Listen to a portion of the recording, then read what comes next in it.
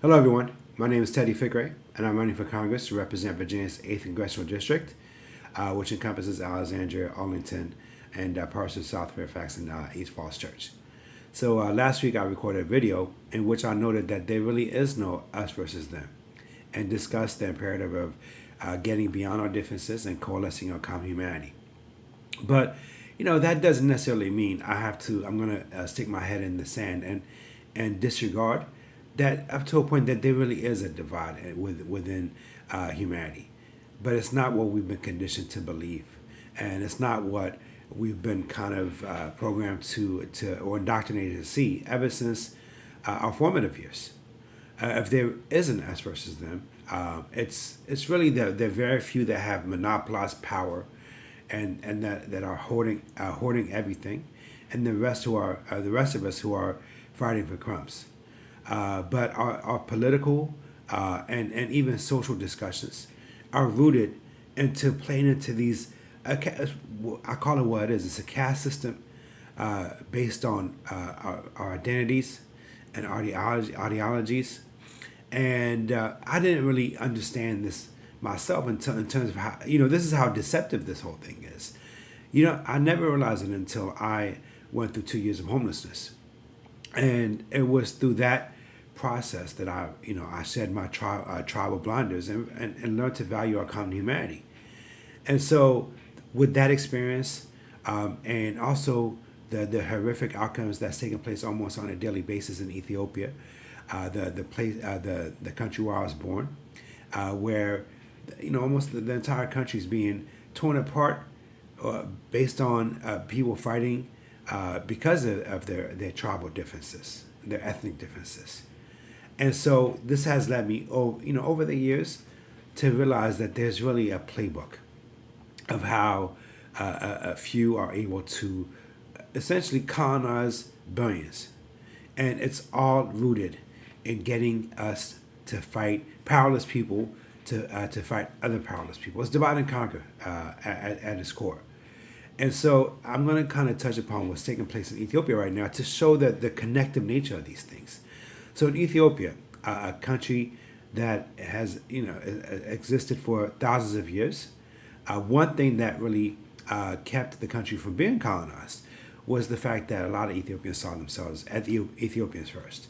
Over the past 27 years, and really going on to this day, there's been a stealth campaign to condition, starting at a very young age, to condition people to view themselves as ethnicity first, and forget about our common humanity in the process. And one of the ways that and I really want you to pay attention if you can, because I'm going to link this back up to exactly what's taking place here in America as well. One of the ways that this is done is to take or weaponize the legitimate grievances of people, historical injustices that have happened. Can't deny that.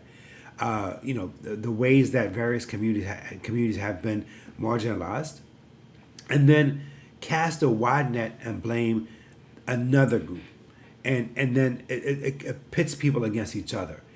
So whether it's, for example, one ethnic group in Ethiopia is Oromos, another group in Ethiopia is Amaras, another ethnic group in Ethiopia is Tigarus, and so on and so forth. So there's been a conditioning to where certain groups that have been told they've been marginalized and ostracized, then are conditioned to believe that one specific ethnic group has been doing this to you. But the truth of it is, it's always been in Ethiopia about power and wealth and essentially class. Almost everyone suffered. Almost everyone. And like I said last week, everyone suffers at the end of the day. Money does not shield you from pain. Everyone goes through, to be born and to live in this earth is to go through traumatic experiences in one shape or the other. But that, there are some who, by virtue of accumulating so much, they're able to enjoy a certain level of privileges and wealth and status that the rest of us simply do not have. But these things are not rooted in ethnicity. They're not rooted in color. They're not rooted in land of origin. It's a very few that have everything, and the vast majority that he would either have a little, and too many that just don't have anything at all, right? And even the ones that attain, like I've talked about this in the past, even in America, where you have upper middle class folks that are living paycheck to paycheck. It's a veneer. I was, by all means, I was considered upper middle class in 2014 when I was working as a defense consultant. Up until I lost my job, made some bad business decisions, and within a year, I was homeless. The 70% of Americans are living paycheck to paycheck. The net savings of Americans is zero. So in this paradigm, there's no privilege to be had if you happen to be either middle class, even upper middle class. I have a friend who's making north of $300,000. I asked her what would happen if you lost your job and missed a couple of paychecks, and she told me she would lose everything. So unless I don't know what the quote unquote magic line is between uber wealth and the rest of us who are kind of being ground into economic insolvency as inflation keeps skyrocketing. But I know this: unless you escape the gravity of inflation, the rest of us are caught up in the day to day struggle. All of us. In this way, middle class, working class, the poor, obviously, even upper middle class, we're caught up in this snare. But what happens is our political discourse makes us overlook this, and instead makes us focus on our differences. And there's this deceptive, politics where demagogues are being propped up to incite people to peddle grievances, not to focus on the root cause of these things, which is economic in nature, but to focus on the historical injustices, to weaponize the past in order to keep people at each other's throats. And then it happens on both sides of the political spectrum. What Republicans do to white folks and quote unquote conservatives and people in the heartlands, whatever this slicing and dicing of America is, Democrats do the same thing to minorities, where it's always about fear mongering, and somehow maliciously getting us to believe that the person next to us, who happens to be walking in the same journey with us, is our enemy. But unless you're sitting at the seat of power, then you're not the cause. Nobody is the cause. We're all kind of, in this sense, the victims of these things. But yet, and this is where I kind of pivot from what's taking place in Ethiopia. Again, weaponizing the historical pains, the historical injustices, and then conditioning people to blame other. It's like a collective judgment. It's the same thing that's happening here in America, and so the easiest way to point this out in America is what's taking place with respect to racism. Going back, if those who actually look at the history of slavery, it doesn't take that much to realize that even going back to the Civil War, the vast majority of people that fought, even in the South, most of them were poor, did not have slaves. But they were unfortunately convinced that it was, to fight for a system that was unjust, that was brutal and heinous. But this is exactly what happens when we see others who are, just like us, through the prism of our differences. Horrific things happen because this type of political discourse or rhetoric gets us to dehumanize others. And that's exactly what's taking place right now. So the pains of the past are being continuously ripped open to collectively judge. On one side, collectively judging white people for the ills of the past. On the other side, fear-mongering white folks and getting some of them to believe that minorities are the problem. It's all a lie. It's all a deception. The truth of it is, we're all on a day-to-day basis being ground into dust. And it took me 2 years of homelessness to realize this. I talked last week about the fact of seeing a 7-year-old white girl in a homeless shelter in South Carolina. For me to forever shed the blinders of tribalism away from my eyes, because before that I used to see justice through the lens of our differences. I used to stand up for the black justice and collectively blame white people. Going through 2 years, 2.5 years of homelessness, I realized that when it comes to human suffering, there is no boundary. And if we have any shot of what Martin Luther King used to say, bending the long arc of history towards justice, is through a collective and inclusive effort that does not leave out anyone, that does not judge people collectively. It's right to point out when some people, are able to coalesce or collect so much power and influence that they're able to dictate policies.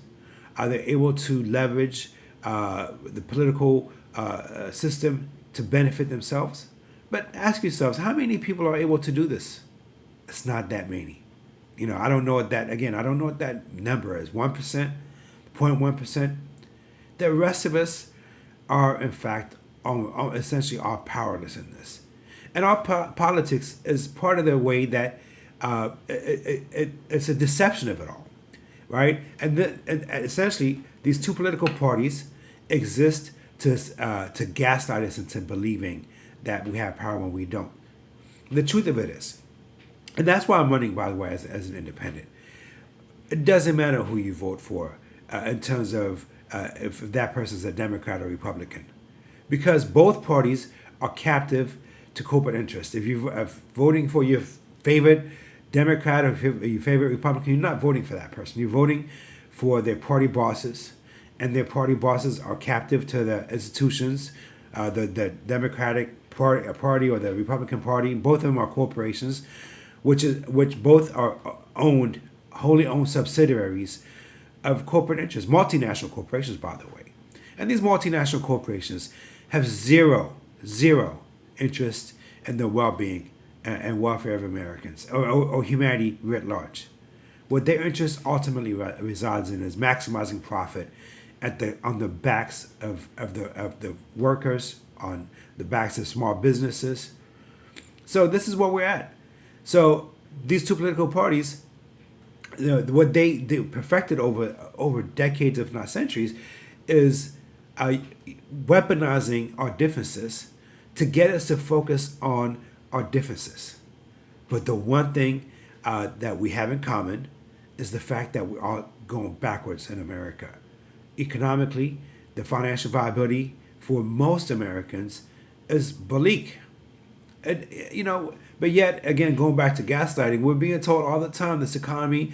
I saw a news conference not too long ago where some politician was raving about the unemployment figures, 3.6%. I believe it was Truman that said there's liars, damn liars, and then statisticians.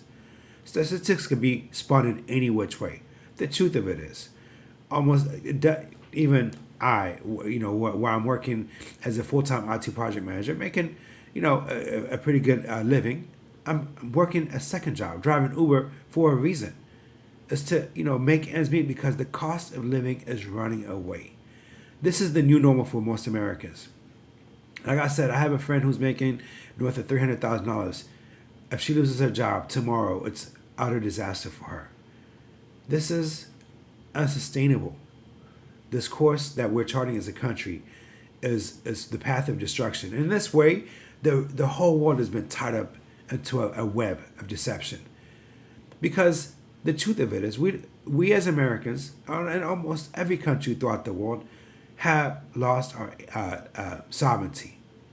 There's two pillars of this. We've lost our sovereignty as a nation because, these multinational corporations and these moneyed interests, billionaires that have vast wealth, vast power, are able to dictate policies. Politics becomes basically the bread and circus, what the Romans used to call bread and circus. It's a way it's a narcotic to kind of mollify us, to pacify us, to get us to be distracted, to make us fight over our differences. Policies is what matters. And policies in this way, both Republicans and Democrats are wholly owned subsidiaries of multinational corporations, and they're doing their bidding of their corporate masters. And but I do want to point out this. One of the things that I've realized over the past 6 months of campaigning, and recently too, when I actually met my political opponent Don Beyer and Karina Listman. Karina is a Republican, and Don Beyer is the incumbent, who's a Democrat. Is that I think for the most part, Democrats, Republicans who sign up to run for office, they might have good intentions, but it's not the specific politicians that matters. It's the institutions.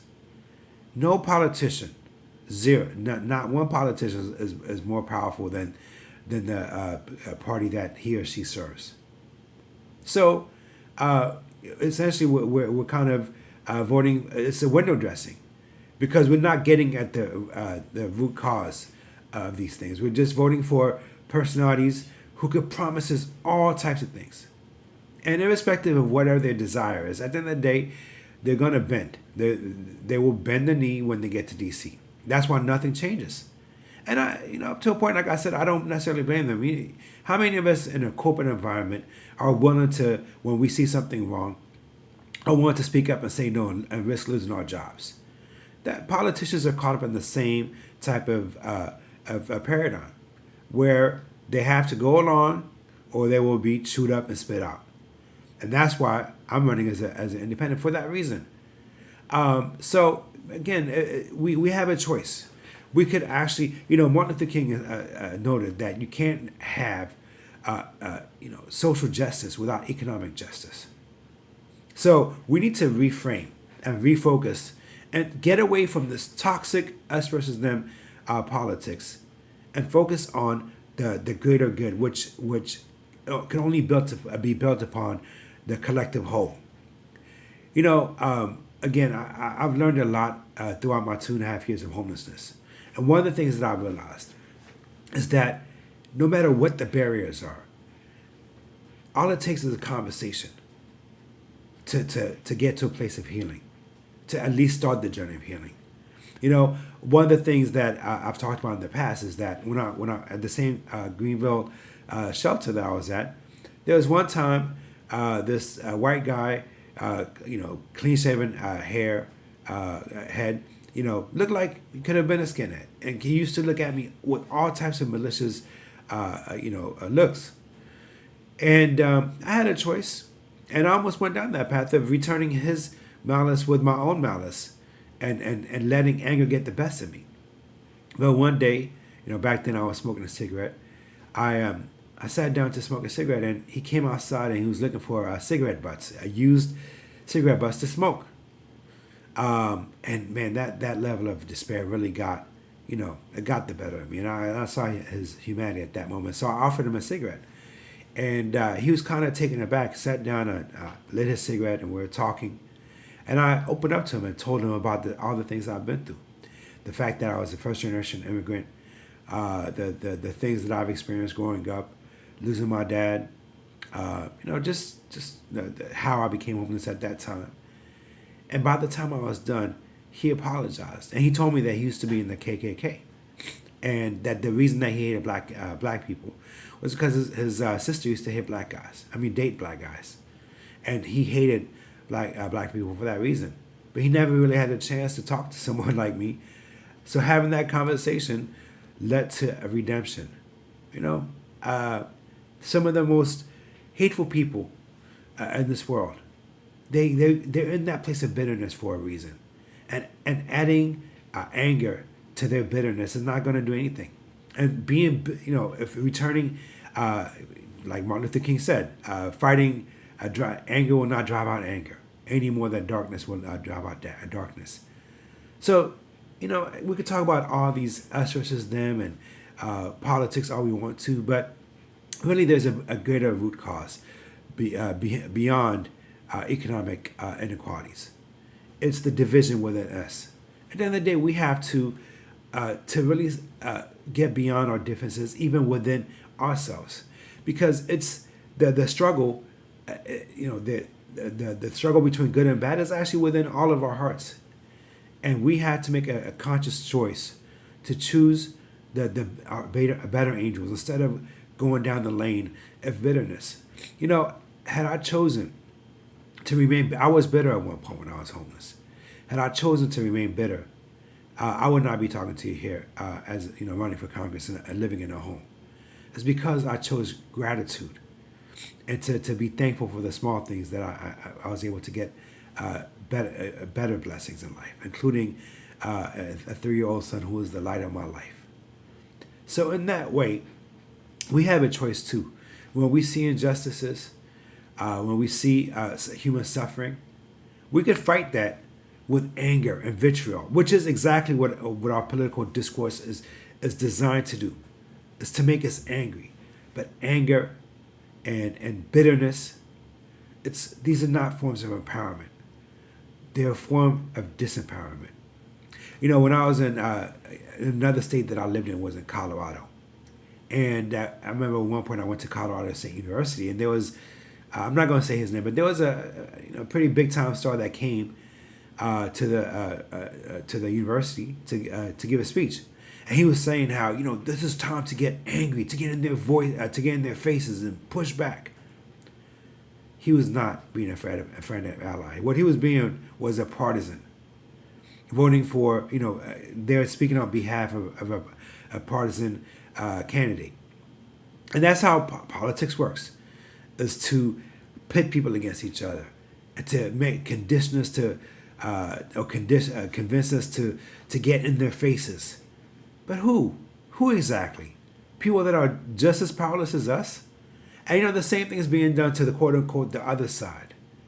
They have politicians and demagogues on their side telling them the same thing. And this is how America has become polarized the way that it has. And when you have polarization, the benefits of you and the rest of us end up getting ground into economic dust. If we have any shot of changing this, the course of this nation, it's to get away from this. It's not to get in their faces. It's not to be bitter.